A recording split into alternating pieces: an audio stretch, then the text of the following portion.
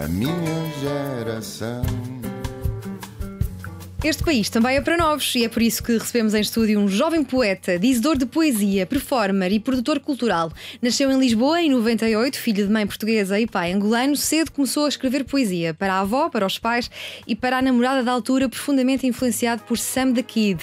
Tentou enverdar por uma carreira no rap com o nome Falcão Negro, mas rapidamente mudou de ideias. No secundário continuou a escrever e a apostar no mundo da slam poetry e da declamação. Participou em alguns eventos em Lisboa, sem grande sucesso. Ainda assim, em 2014, decidiu que a poesia dita era a vida que queria ter, depois de se inscrever no concurso Dá Voz à Letra da Gulbenkian. Participou também no Got Talent da RTP, onde leu o poema Máscaras de Orfeu, de Napoleão Mira, pai de Sam the Kid, e que lhe valeu 3 sims no Coliseu. Em 2016 tentou o curso de Estudos Gerais na Faculdade de Letras, mas desistiu e decidiu ir trabalhar como armazenista, estafeta da Globo, empregado de mesa ou produtor de eventos no Beleza. Em 2019 volta à faculdade para o curso de Ciências da Linguagem, que o entusiasma. Em 2021 lança o primeiro livro de forma independente e já vendeu mais de 3.000 livros, o que o faz desconfiar de que é o autor do livro de poesia mais vendido dos últimos tempos em Portugal. Falta dizer que é um fenómeno no TikTok, onde tem conseguido aproximar os mais jovens da poesia. Pedro Freitas, também conhecido como poeta da cidade. Muito bem-vindo! Prazer, Diana. É uma honra para mim estar Já aqui. disseste poesia hoje? Hoje ainda não disse poesia. Na cabeça já, mas para pessoas ainda não. Já leste poesia hoje? Já li poesia hoje. Eu, por acaso, ao contrário da maior parte das pessoas, leio mais poesia do que qualquer outro género de literário. E com que regularidade descobres poemas novos? Autores novos? Novos a escrever agora, novos que não conhecias, para ti representam uma novidade. Anualmente, na Feira do Livro, eu vou à procura de poesia, a maior parte das vezes. E, portanto, esta altura, este ano passou para maio, mas agosto, costuma ser sempre uma altura em que eu descubro nova poesia. Mas as redes sociais têm sido uma excelente, digamos, ferramenta para encontrar novos poetas e uma das páginas que tu também has de conhecer, que é a página do Poema Ensina a Cair, tem sido da Raquel Marinho, tem sido uma enorme ajuda em aquilo não é necessariamente, digamos, muito denso literariamente, mas os certos que ela coloca já me fizeram comprar muitos livros de poetas que eu não conhecia. Portanto, e é tudo livros que ela tem em casa, numa biblioteca incrível e fascinante. E invejável. Fascinante. Achas que a poesia está em todo lado se não perdermos o espanto? Perguntas são duras. Se a poesia está em todo o lado, eu quero acreditar que sim.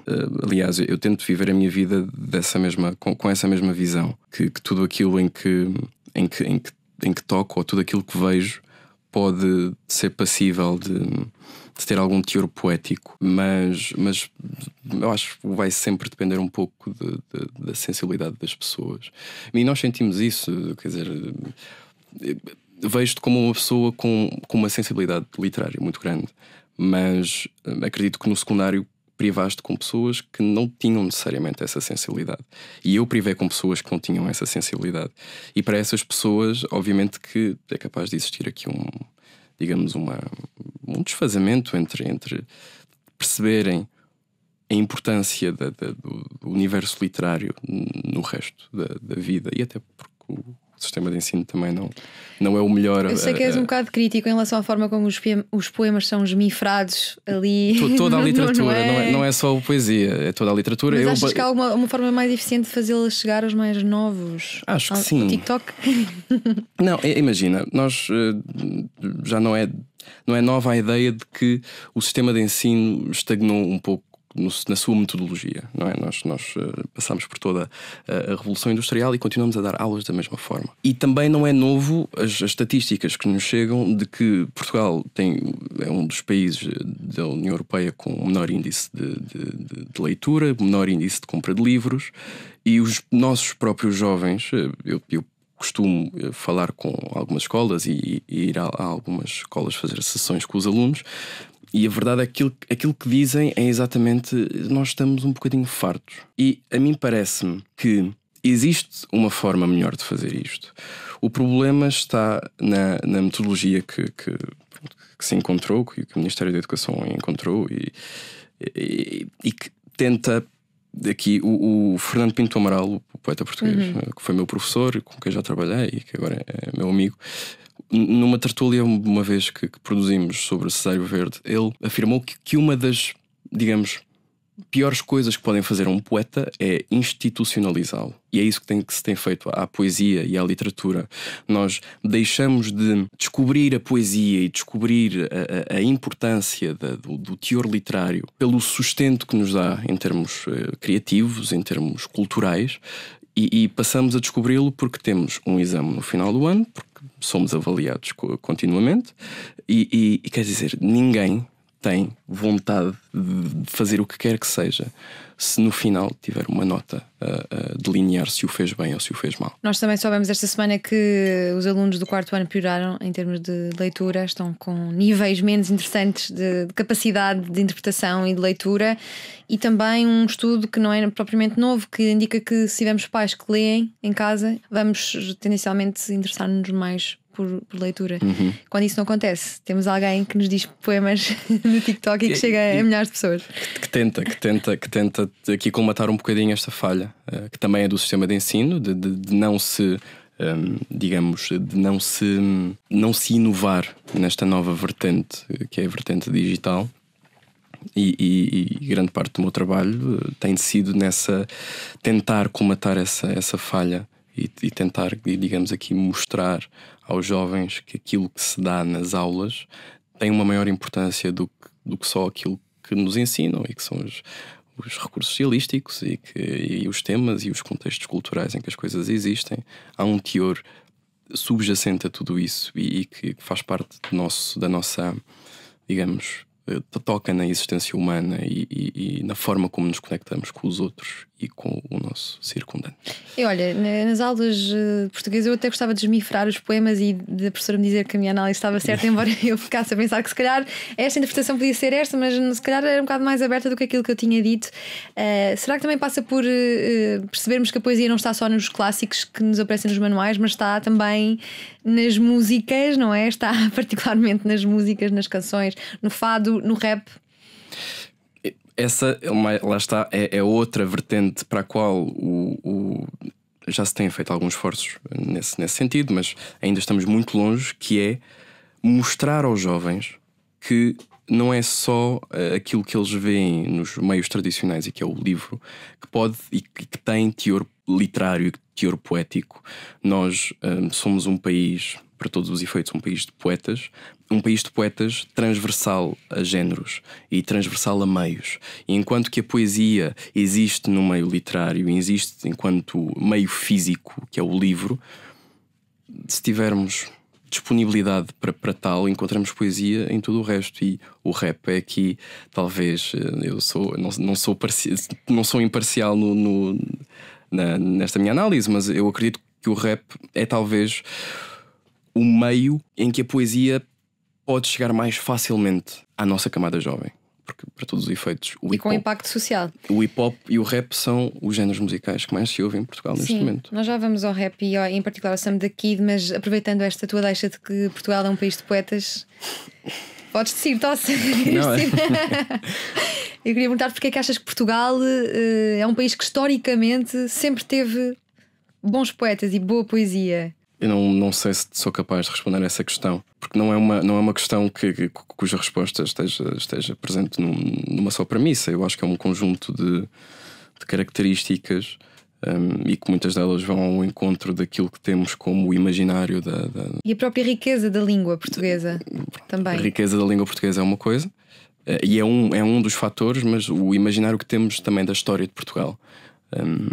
E eu acho que é um bocadinho a história de todos os povos, e tudo aquilo que fazemos antes influencia o nosso futuro.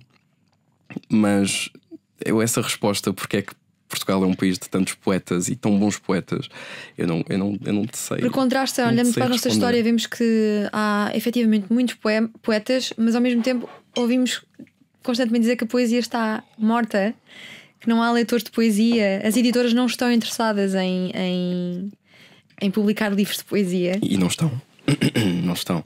Aliás, a poesia é vista no mundo editorial em Portugal. A poesia é vista como um estatuto. E as poucas editoras A Cília Alvim que se propõem a editar poesia fazem-no não numa perspectiva de comercial, mas numa perspectiva de nós sabemos que não vende muito, vamos fazer uma tiragem mais pequena, mas nós precisamos de continuar com este estatuto de pelo menos estamos a ajudar a poesia portuguesa.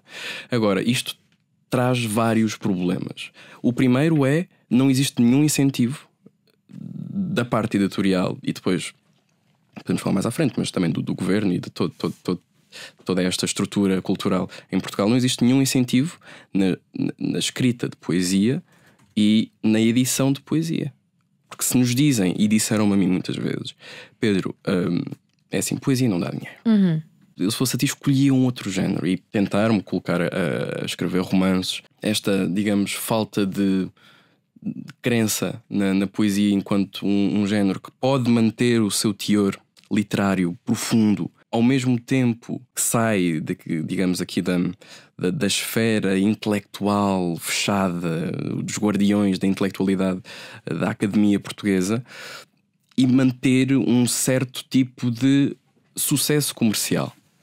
E enquanto não houver esta transição, vai-se continuar a editar pouca poesia, vai-se continuar a vender pouca poesia, e a poesia vai manter este caráter de misticidade que tem, e que, ao contrário do que aquilo que acham que é manter a poesia num círculo e manter a poesia num lugar elevado, afasta os leitores, e principalmente os leitores mais jovens. E foi por isso então que decidiste avançar com esta publicação independente que tenho aqui nas mãos, o Ela, Metafisicamente de Outro Mundo. Escrevias no Twitter que os artistas vivem daquilo que criam, e se as infraestruturas artísticas existentes não lhes reconhecem valor, têm de arranjar outra forma, outros meios. Exatamente. Em Portugal, as infraestruturas artísticas não reconhecem valor aos artistas? Reconhecem muito pouco, tanto na música como no universo editorial. Obviamente que são as regras do jogo, mas para mim 8 ou 9% não é reconhecer valor a um escritor, e é isso que um escritor, como uma editora, acaba por eventualmente receber. E, portanto, é um jogo que está contra o próprio empreendimento artístico. Obviamente que há pessoas que o fazem, não comercial, mas eu acredito que todos aqueles que têm um sonho artístico querem fazê-lo e querem ser remunerados pelo que fazem. Este meu empreendimento artístico surgiu de um sonho profundo de já largos anos. E de uma promessa amorosa também. De uma promessa amorosa e de um artista tem de estar disposto a apostar em si antes de pedir a outras infraestruturas, a outras pessoas que apostem em si. E foi exatamente isso que eu fiz. Eu propus-me a escrever um livro, propus-me a gastar o dinheiro, propus-me a tratar de tudo aquilo que, para todos os efeitos, um escritor não tem de fazer, porque fica ao encargo de uma editora, fica ao encargo de um editor.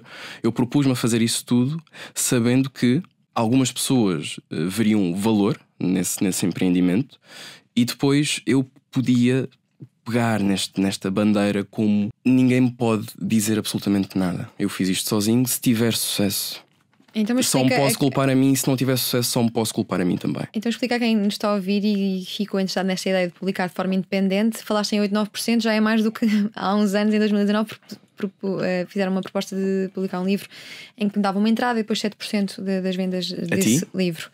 E eu quero agora perceber como é que então, se eu quisesse publicar um livro de forma independente, ainda por cima uma edição tão bonita como esta, uma capa impecavelmente tudo profissional neste livro, podem comprar no teu site, não é? poetadacidade.com.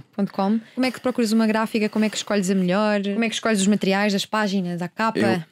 Eu acho que... E depois o que é que fica para ti efetivamente? É o investimento destas impressões. Exatamente, ou seja, este empreendimento significa uma pessoa ter conhecimentos em várias áreas. Primeiro, a área gráfica, criar a capa, temos de criar todo o design, temos de criar toda a paginação. O meu livro tem esta capa belíssima, feita pela Ana Yael, uma artista argentina brilhante, que já fez capas para o New York Times, já fez capas para uma centena de revistas, e que a descobri durante a pandemia. E depois tem 6 ilustrações também dela, que são autênticas obras de arte. Mas, portanto, um escritor tem de tratar desta parte, a parte gráfica, e depois existe aqui, que é, no fundo, uma procura imensa, porque o que não nos falta em Portugal são gráficas, e é mandar e-mails, pedir orçamentos, pedir provas dos livros e, ao mesmo tempo, ir procurar. Pegar em meia dúzia de livros que tenho em casa, de que gosto do papel, do tipo de papel da capa, o tipo de papel do próprio miolo, e ir à procura dessas características nas gráficas. Um escritor que esteja a pensar editar o seu primeiro livro, eu acho que o esforço de o fazer de forma independente é muito mais recompensador a longo prazo, porque acaba por ter uma ideia de valores da parte gráfica que ficam em encargo da editora, de valores da parte de impressão que ficam em encargo da editora, de valores da parte de marketing que ficam em encargo da editora, e depois de valores também em termos de vendas, que fica tudo ao encargo da editora. Eu não sei que proposta é que te fizeram a ti, mas já me fizeram algumas, e uma delas é: os escritores são pagos uma vez por ano ou 2 vezes por ano. Não sei como é que se falaram disso, que era contigo. Não, a minha era uma entrada e 7% das vendas. 7%, mas não disseram quando é que eras paga. Não. Acho que era logo a entrada para me entusiasmar. Não, ou seja, há um valor de entrada e depois há o valor de cada venda, mas tu vendes X livros e és paga em abril e depois em setembro. É assim, às vezes é só uma vez por ano, outras vezes são 2 vezes por ano. Mas, ou seja, um escritor que o faça com uma editora, a única coisa que tem de se preocupar, que não é mau, é com o empreendimento criativo. Tem de escrever o livro, que depois é digamos aqui, detalhado pelo editor, e que depois a própria editora tem o encargo de colocar o livro nas editoras, a distribuição, tudo e mais alguma coisa. Um escritor independente tem de fazer e tem de aprender a fazer tudo sozinho. E digo-te já que, por exemplo, só o facto de tentar colocar um livro nas grandes superfícies, numa Bertrand, numa Fnac, numa Vorten, significa falar com uma empresa de distribuição, que costuma estar, as empresas de distribuição costumam ter planos com as editoras já. Mas se tu fores falar com uma empresa de distribuição, enquanto é o escritor independente, aquilo que te vão pedir vai ser cerca de 60%, 60% a 70%. Ou seja, do valor que tu já pagaste pela impressão do livro, pelo design do livro, pela paginação do livro, depois pelo marketing que ainda vais pagar, tu ainda tens de dar 70% para teres o livro à venda nessas grandes superfícies. Vale a pena? Eu acho que não. Podemos dizer que és um poeta empreendedor? Sim. Não, sim, não no sentido de empreendedor como se tem ouvido, mas no sentido de eu queria aprender o que é que custa, quanto custa fazer um livro, para depois ter outro espaço de manobra, caso eventualmente vá trabalhar como editora mais para a frente na minha vida. Sim, há muitas pessoas que são fãs não só do teu trabalho, mas também da tua postura em relação a vários temas críticos, tais como, por exemplo, a ideia de que é tudo culpa do liberalismo. Sim. Normalmente as pessoas estão associadas a ver pessoas ligadas à cultura ou à poesia mais alinhadas com a esquerda, não é o caso? Sim. As pessoas dizem que a arte é política. É ou não é? Eu acho que a arte que é só política é propaganda. Toda a experiência humana e a experiência política é só uma ramificação de toda a experiência humana. E, portanto, arte que encapsula só política não é arte, é propaganda. E esta noção de que a esquerda tem aqui um peso sobre a cultura tem algum teor de verdade.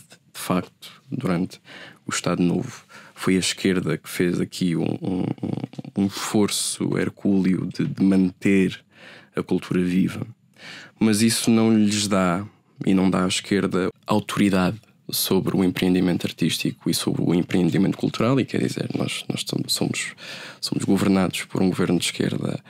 Eu daqui a bocado perco a conta dos anos, e eu acredito que a cultura nunca esteve tão má em Portugal como está hoje. Mas tirando isso, tu perguntaste-me se eu tenho mais a queda para um lado ou para o outro. Eu acho que um artista tem de ser alguém imparcial, no sentido em que uma sociedade só avança se houver e para todos os efeitos há estes dois lados, o lado da esquerda e o lado da direita, só avança se houver uma conversa sustentável entre ambos. Não faltam críticas que se possam fazer a cada lado, mas o lugar do artista é afastar-se um pouco dessa visão polarizante e polarizada e poder olhar de forma imparcial para os problemas e dizer: muito bem, a esquerda tem razão quando diz que a cultura precisa de ser fomentada e precisa de ser nutrida, e que isso pode cair e pode entrar em confronto com uma visão talvez mais liberal ou capitalista que uma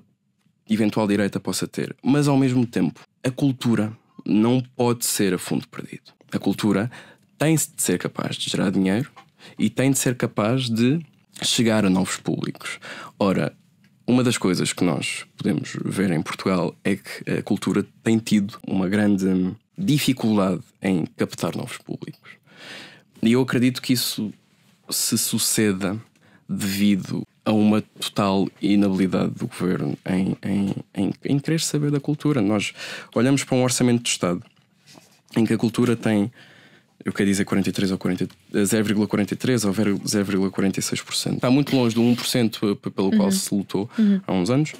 Continua muito longe, mas, ou seja, falamos de 760 milhões, se eu não estou em erro. Destes 760 milhões, 250 são para esta casa, para a RTP. 510 milhões é com o que ficamos. A maior fatia destes 510 milhões vai para aquilo que o Pedro Sobral, o presidente da Associação Portuguesa de Editores e Livreiros, apelida de betão, que é a reabilitação do património. Vai para cimento. Não na perspectiva de cimentar políticas educativas e culturais que fomentem e nutram aqui um despertar cultural, mas para cimento, vai para a reabilitação de estruturas patrimoniais e culturais. É necessário, claro que é, mas não podemos. Se é isto que fazemos e é isto que se vê orçamento de Estado após orçamento de Estado, não podemos esperar ações diferentes se aquilo que fazemos é sempre a mesma coisa. Não podemos esperar resultados diferentes se as ações que tomamos são sempre as mesmas. E portanto, até começarmos a olhar para a cultura, e mais uma, quer dizer, no orçamento de Estado nós vemos a palavra livro referida 2 vezes. Uma para a produção de um livro sobre pornografia, e a segunda para aquilo que o Pedro Sobral, também o diretor da APEL, lutou muito para conseguir, que é o cheque livre, e que são 100 euros que vão ser atribuídos a jovens que façam 18 anos, que já está no Orçamento de Estado, mas que estamos à espera neste momento que se articule como e quando é que se vai fazer. Mas quer dizer, um governo em que no Orçamento de Estado a única coisa que interessa e a única coisa que existe para a promoção da leitura e a promoção da cultura aparece 1 ou 2 vezes. É um orçamento que não é um orçamento de Estado e um governo que está para brincadeiras com a vida das pessoas e com a vida cultural do povo. Agora, a cultura não pode ser como é que se diz asset em português? É um ativo. A cultura não pode ser um ativo comercial. Não pode. Mas não pode também estar desprovida dessa visão comercial. Uma cultura, para ser sustentável, tem de gerar dinheiro para os artistas e gerar interesse nas pessoas para que a queiram ir ver. E Portugal não me parece que tenha qualquer interesse nisso. Tu também tens sido crítico tens dito que é preciso travar os energúmenos e olhar para a forma como estão a dizimar a história à frente dos nossos olhos, a história de Portugal. Referindo-te, por exemplo, ao facto de uma investigadora ter identificado passagens racistas num livro como Os Maias. E isto tem acontecido também na arte, na pintura. O que é que isto diz sobre os tempos que estamos a viver? Os nossos esforços estão a ser mal empregos. Se aquilo por que lutamos é para deixar de dizer a palavra denegrir porque vai afetar os pretos, e deixar de de ler o Essa de Queiroz, porque de repente ele tinha visões que podem ser obviamente questionáveis. Então, por favor, apaguemos Portugal, porque não é, digamos, estrangeiro que Portugal tem e teve o passado que teve.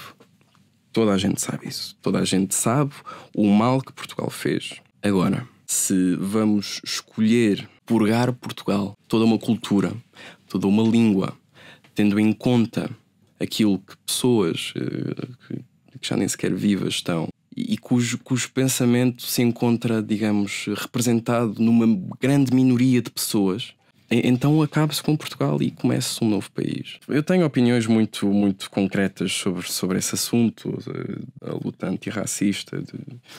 Eu quero sabê-las. Segue introduzir o tema.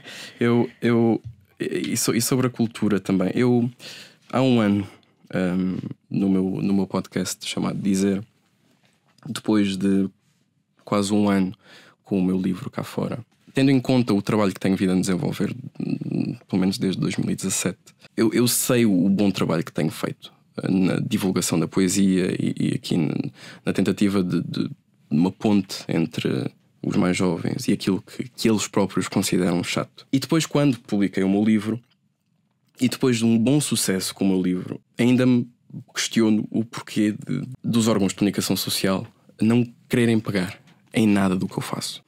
A coisa mais formal que tenho é isto que estou a fazer aqui contigo e que ansiava já há muitos anos. Mas existe uma barreira que eu não consigo entender o porquê.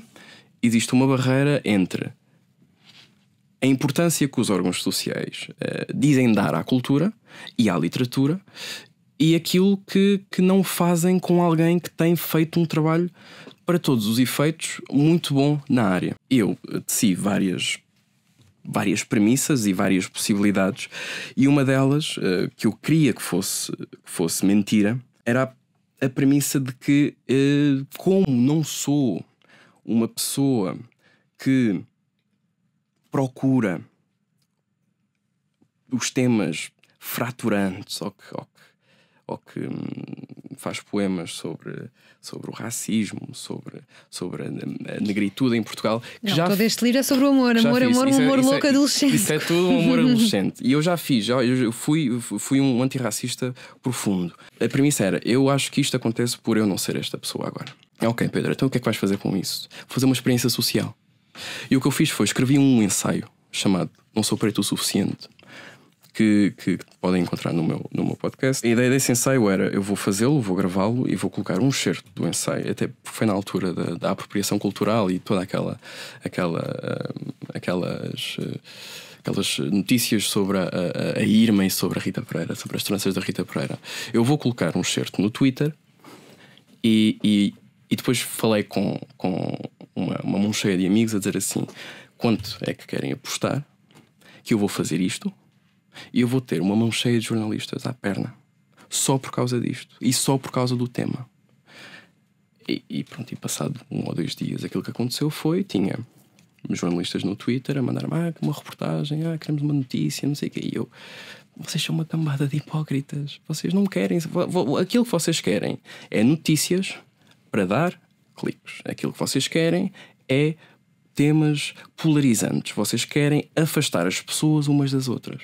E eu com isso não Tu criticavas aqueles que pedem uma representação da sua voz na sociedade e uma sociedade mais plural e inclusiva, mas depois dizem que as pessoas brancas não podem consumir ou celebrar elementos culturais negros. Era isto? Também.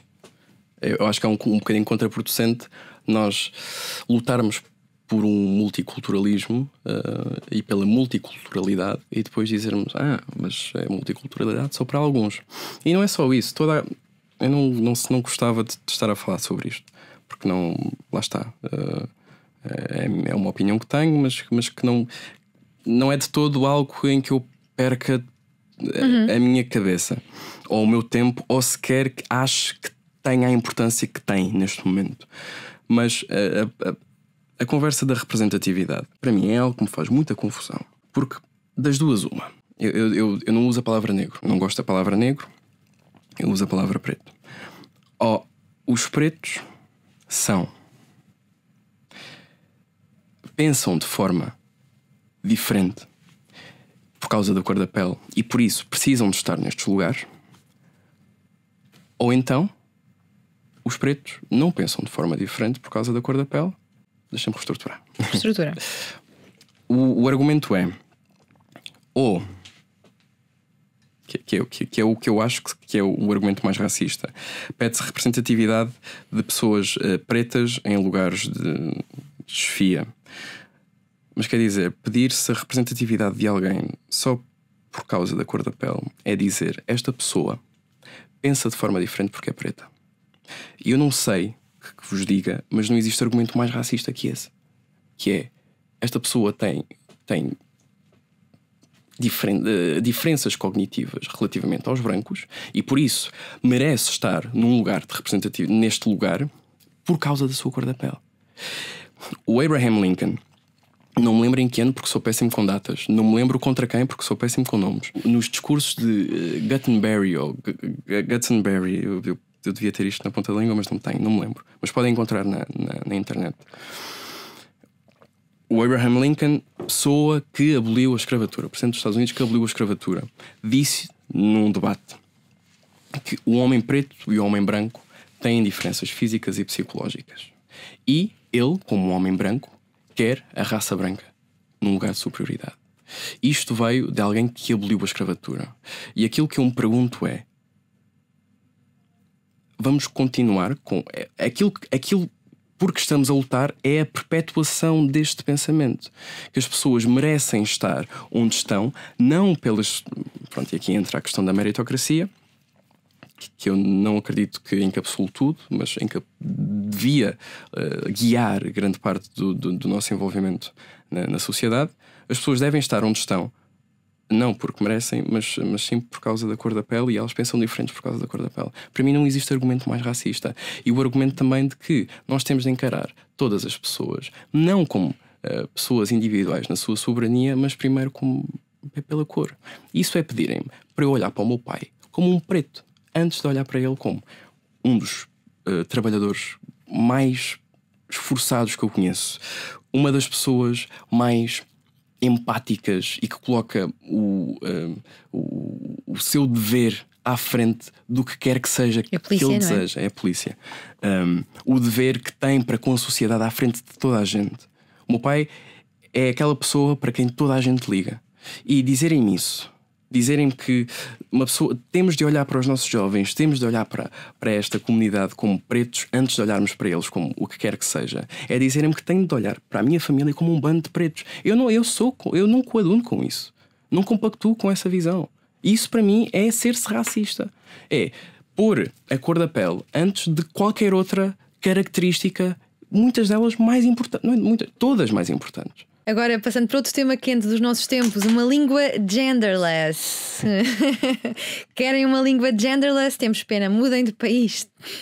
Eu disse isto em 2021, já foi há 2 anos. Meu Deus. Mas querias, no fundo, expressar que uma língua genderless não é o caminho. Não é o caminho. Não é o caminho. E aqui a Ana Bárbara Pedrosa, que tu tiveste também aqui no episódio, disse-o de uma forma muito eloquente e que eu vou tentar citar da melhor forma que conseguir.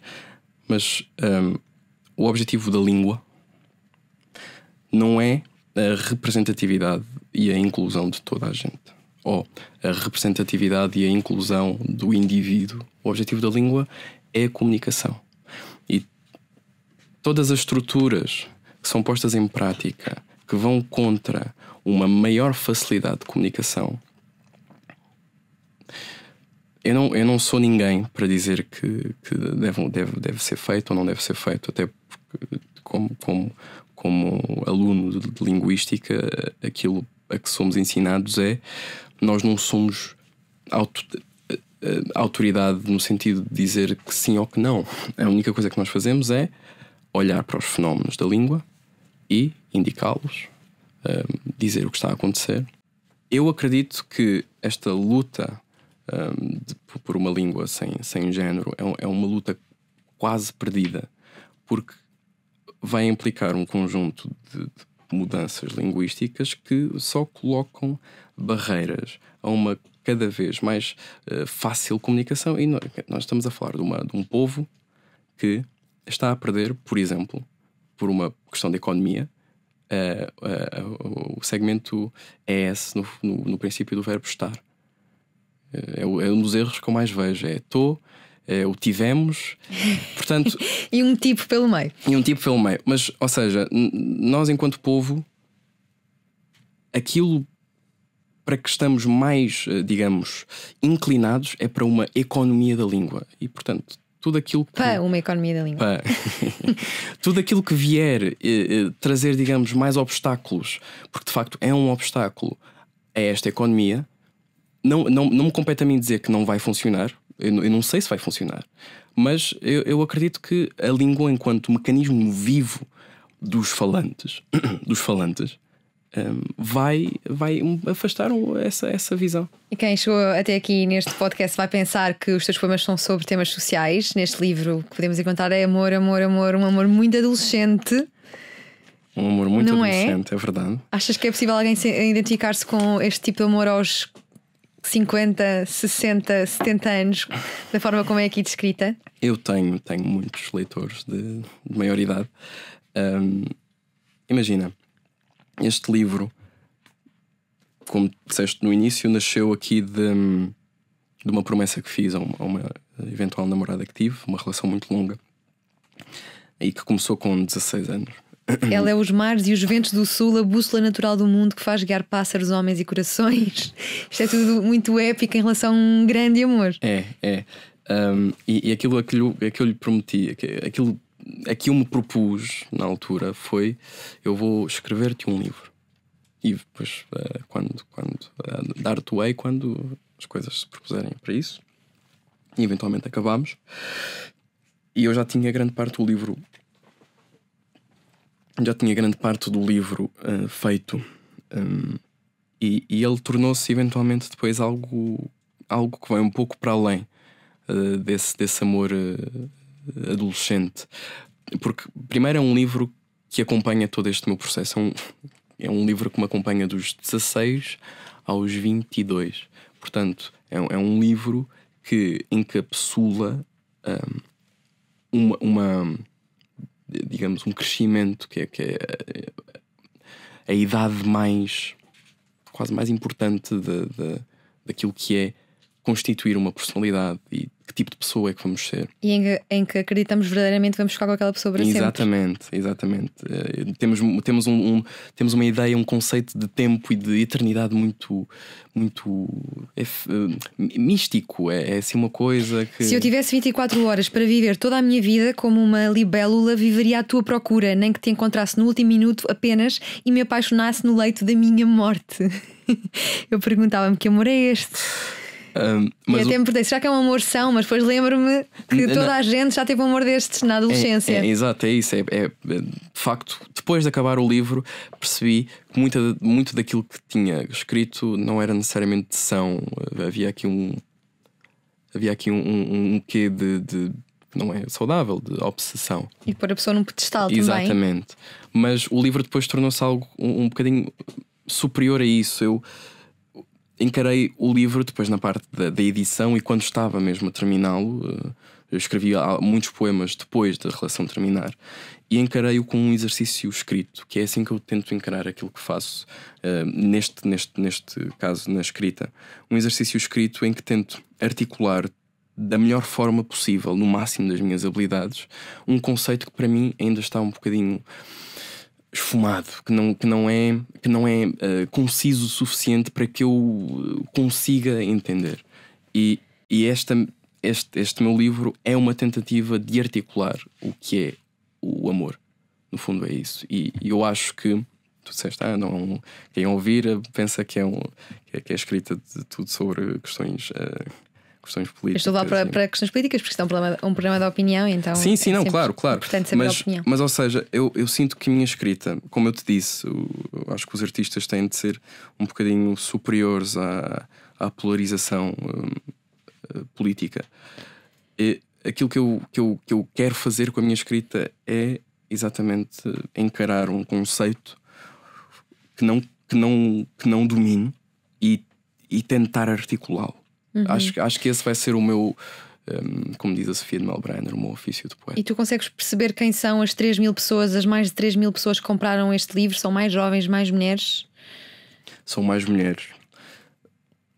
Vamos por partes. São mais jovens, dentro de tudo. Dentro dos jovens são mais mulheres. Mas tenho muitos homens a comprarem o meu livro e tenho muitas pessoas mais velhas a fazerem-no também. Felizmente já há pessoas no Brasil com o meu livro, já há pessoas espalhadas pela Europa também. O meu livro já chegou à África. Eu acho que ainda só não tocou na Austrália. Ou se calhar já, não tenho a certeza. Agora já tocaste no Brasil, já tocaste em África, mas és o poeta da cidade, porque és apaixonado por esta nossa cidade, a cidade de Lisboa. E ouvi dizer que um dos teus sonhos é até viver de frente para o Tejo. Ainda é? Não. Já mudaste de sonho? Já mudei de sonho. Mas porquê? Porque talvez porque Lisboa se tenha tornado um pouco infernal. Imagina. Graças aos problemas de habitação, mobilidade, poluição. Ainda há poesia nesta cidade. Como é que se é um poeta desta cidade? O nome tem duas histórias interessantes que eu posso contar-te.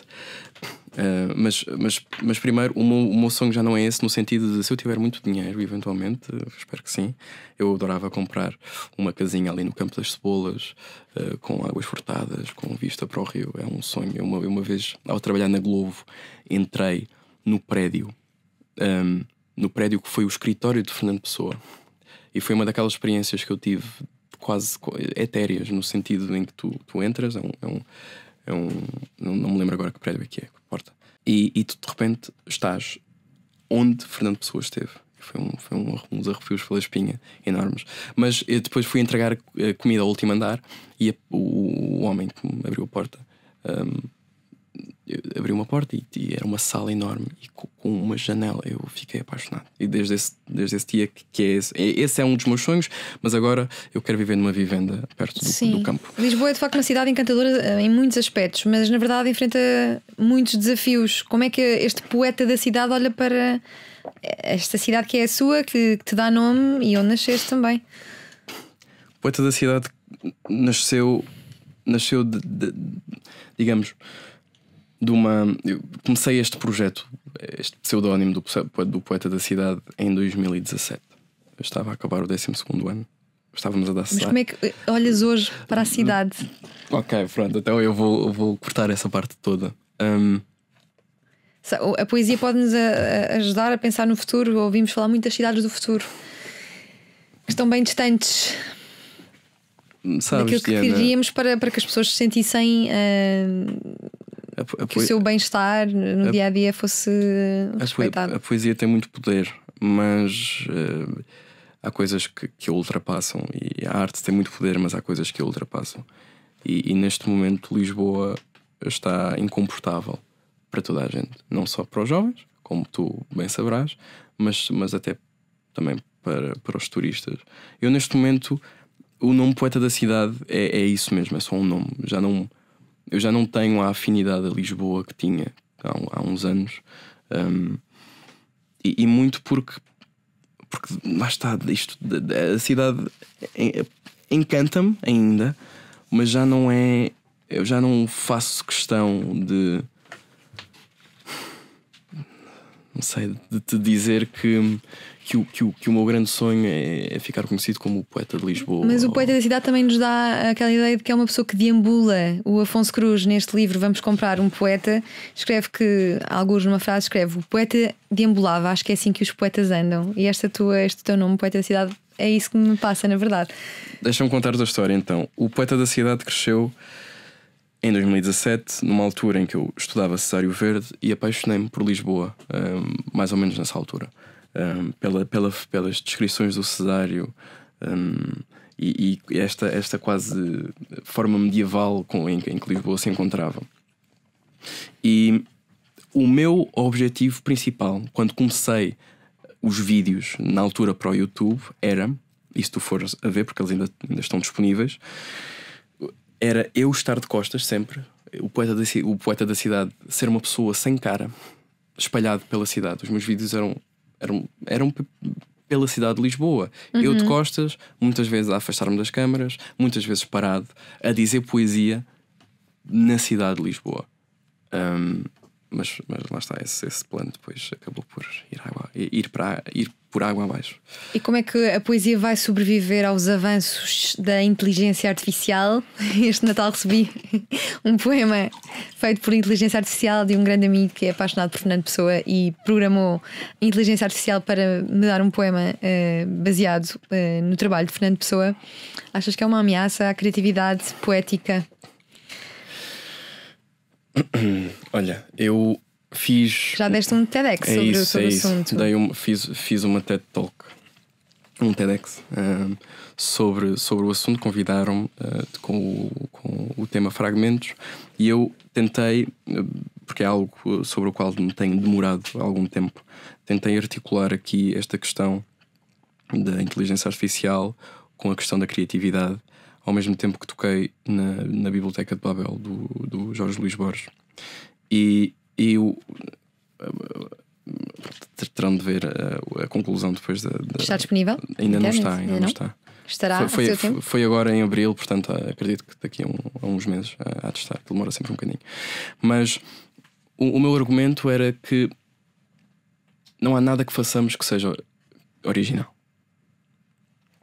Em termos, digamos, matemáticos. Já te aconteceu tropeçares numa frase que tenhas escrito antes, ou escreveres uma frase e depois, sei lá, vais ao Google e reparas: olha, esta frase já existe?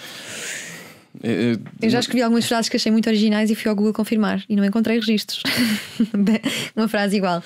Não, imagina, não posso dizer que não tenha acontecido, não me lembro. Mas esta questão da originalidade prende-se com a história com o conto do Jorge Luís Borges da Biblioteca de Babel, em que tudo aquilo que poderá vir a ser escrito já o está, já o é e já o foi. Uma biblioteca que contém todas as iterações das 22 letras do alfabeto, o ponto, o espaço e a vírgula.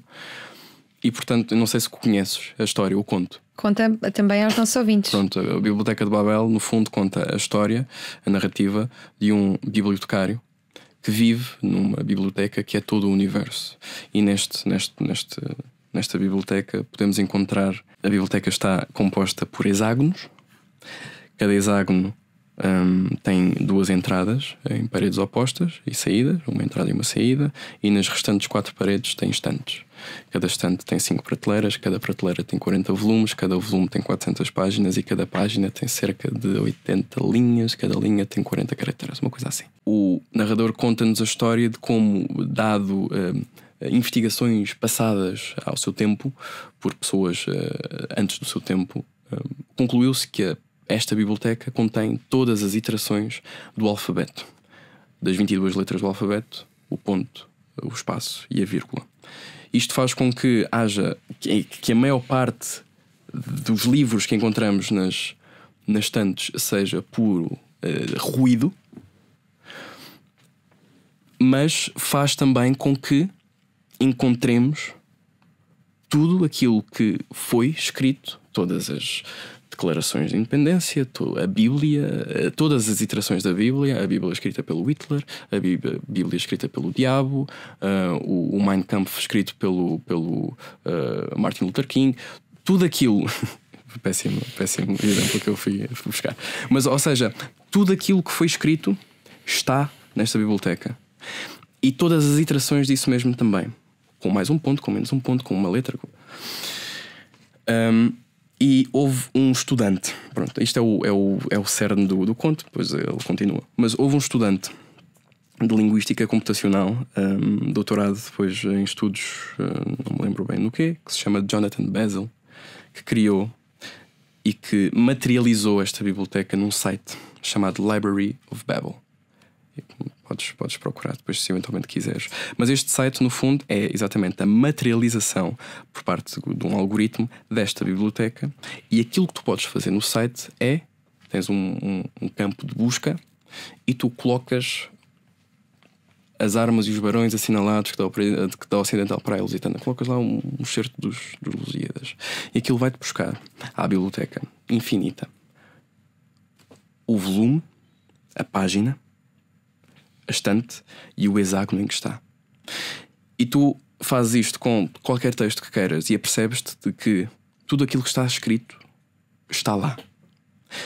E o meu argumento nessa TEDx é: muito bem, como é que nós, artistas, compactuamos com o facto de, tendo em conta e levando esta premissa da biblioteca como real, como é que lidamos com o facto de nada daquilo que possamos fazer possa ser original?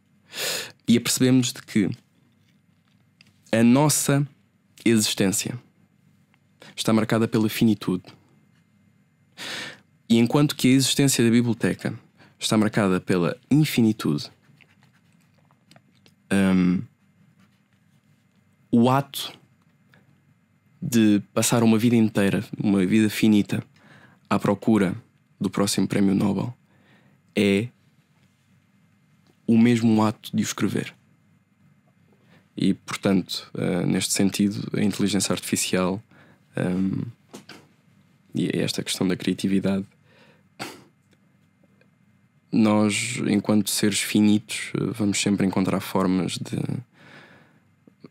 de olhar o mundo de uma forma muito mais humana do que números e do que sistemas binários. Eu vou ter de ir ao dizer, porque ficou muita coisa por dizer e muita coisa por perguntar, mas ainda assim tenho de te perguntar: Sam the Kid, como é que entra na tua vida e o que é que tu descobres ali que te deu uma espécie de baque? Olha, o Sam the Kid, daquilo que seria o teu presente agora, não é? O Sam the Kid foi-me mostrado, descobri o Sam the Kid pela minha prima, a Mariana, alguém por quem tenho alguém por quem tenho de agradecer tudo aquilo que me tem acontecido, porque de facto o Sam the Kid, numa altura isto foi em 2006 ela mostrou-me o Sobretudo, e depois em 2006 acabou por sair o Praticamente também, e ela ofereceu-me o álbum do Praticamente, e esse álbum do Praticamente mudou a minha vida, porque foi a primeira vez que eu, com 8, 9 anos, estava a ouvir poesia dita. Ouvi o pai do Sam the Kid pela primeira vez, na primeira faixa e nos Retratos da Cidade Branca. Ouvi o Paulo Gracindo, ator brasileiro, a dizer o Cântico Negro, o primeiro poema que eu decorei, do José Régio. Ouvi o avô do Sam the Kid a dizer o poema Biografia do Miguel Torga. Ou seja, de repente foi um mergulhar em poesia dita. E enquanto que eu já sabia que o rap tinha uma coisa muito sincopada, uma literatura muito sincopada, a poesia dita vem-me abrir os horizontes àquilo que podia ser um ritmo de leitura. E diz, conclui. E portanto eu atribuo ao Sam the Kid tudo aquilo que tenho feito até hoje, atribuo por aquele trabalho que ele fez, pelo Sobretudo e pelo Praticamente, e tenho como um grande mestre o Napoleão, o pai. E esta arte de dizer poesia terá algum dia o prestígio que outras artes têm em Portugal? Porque noutras cidades do mundo já tem. É verdade, nós vimos este ano pela primeira vez um Grammy para o melhor álbum de Spoken Word do Jay Ivy. Foi o primeiro Grammy a ser entregue com muita força por ele. O Jay Ivy, um poeta norte-americano que já trabalhou com Kanye West, e é um poeta excepcional. Mas é verdade que em Portugal a poesia dita tem, mais uma vez, como um bocadinho aqui o mercado, não é o mercado, mas a estrutura literária está assim um bocadinho fechada a uma intelectualidade, não é? Nós vamos ver uma tertúlia ou vamos ouvir poesia, e a poesia ainda não tem um palco grande. A poesia e a leitura de poesia é sempre ali renegada um bocadinho para a parte boémia, para os bares, para as casas mais escuras e obscuras. E o meu ofício de poeta, como dizia a Sofia Melbrenner, é conseguir elevar a poesia dita a um lugar que se possa equiparar à música, que se possa equiparar às grandes artes que têm palcos próprios. E eu acredito que a poesia dita, um espetáculo de poesia, um dos meus grandes sonhos é aqui continuar o caminho do enorme João Vilaré, por exemplo, um dos meus mestres também. E que eu acredito ser verdade isto que vou dizer, não tenho a noção porque não tenho acesso aos registros, mas eu acho que a última vez que o São Luís esgotou para ouvir um espetáculo de poesia foi em 1976, com um espetáculo do João Vilaré. E um dos meus objetivos para um futuro próximo é poder escutar o São Luís e continuar a caminhada com o João Vilaré e com o Mário Viegas e com o Ari dos Santos e o José Mário Branco fizeram. Eu poder talvez elevá-lo um bocadinho mais. O mundo é tão mais bonito quanto melhor o soubermos escrever? O mundo é tão mais É uma frase bonito. tu, é uma frase minha, prova sim, que nem sim, te sim. lembras do que escreves. Não, lembravam. Onde é que eu já vi isto? Um déjà vu. O mundo é tão mais bonito quanto melhor o soubermos escrever. Quanto melhor o soubermos escrever. Essa frase para mim é um testamento à procura pela articulação do mundo. Nós só damos valor àquilo que nos rodeia se formos capazes de, através da linguagem, o encapsular numa forma concisa para que as outras pessoas também o consigam perceber. Olha, Pedro, e há discos pedidos na poesia? Posso pedir-te um poema? Sabes Podes. algum de cor?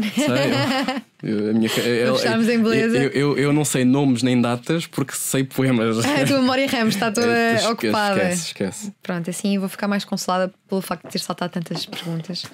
Um poema para fecharmos. Tens alguma. Queres algum poema? Quero o que tu quiseres dar-nos. Ok, então eu vou ler um dos meus poemas favoritos do meu livro, que fecha o livro e que se chama No Final, e que foi um daqueles poemas que mudou de faceta à medida que o tempo passou, e que neste momento é um poema que para mim encapsula esta efemeridade do tempo. Portanto, no final. Esta dimensão que julguei abalável é talvez, no final, tão intransponível quanto a gravidade. Ambas inescapáveis por muito mais que se ame. Sou um homem do espaço, com a plena consciência da gravidade do tempo e do tempo na gravidade de ti. Tempo que não volta, por muito mais que se ame. Obrigada, Pedro. Obrigado, Diana. Na escola sempre foi aquele que adorava ler em voz alta, decorou o Cântico Negro de José Régio pela primeira vez numa apresentação de português do 8º ano, declamou o discurso I Have a Dream de Martin Luther King numa apresentação de uma aula de História do 9º ano, teve a sorte de, nas áreas que mais gostava, português e literatura, ter tido professores excepcionais que tomaram como sua a responsabilidade de mostrar a importância que a literatura e a escrita têm no resto da vida, fez atletismo no Sporting durante 10 anos, salto em comprimento, triplo salto e 100 metros, um atleta que é doido por podcasts, ouve em média entre 3 a 5 horas por dia há mais de 5 anos e tem o Dizer, que podem naturalmente procurar e ouvir. No futuro e na poesia quer ser inevitável, no sentido de se tornar uma figura tão ou mais importante e relevante como os grandes, como um João Vilaré, como um Mário Viegas, um Ari dos Santos. Ser impossível falar-se de poesia ou de dizer poesia sem se falar do poeta da cidade que nos fez companhia na última hora na Antena 3 e na RTP3. Obrigada, Pedro. Obrigado, Diana. O que vamos fazer?